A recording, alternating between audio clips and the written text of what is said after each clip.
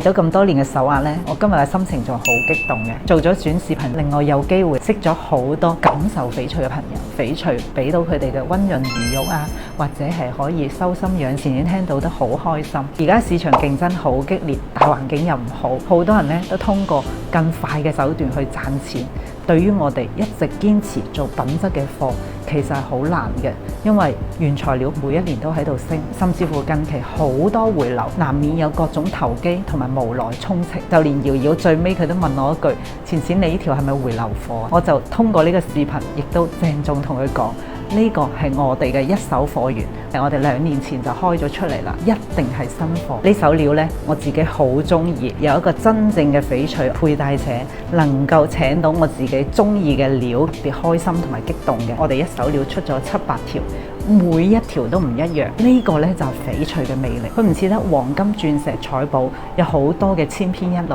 喺翡翠裏邊，你好難得每一個水路、每一個位置嘅飄花，不經意嘅種水流白之間，呢條手鐲嘅結緣，錢錢就有啲嫁女嘅感覺，佢就好似自己嘅仔女，睇住佢長大成人，都期望結完咗瑤瑤之後呢，可以帶俾佢平安喜樂，陪伴佢一齊度過接落嚟嘅幸福生活，能夠相互依賴、相互扶持、相互加持。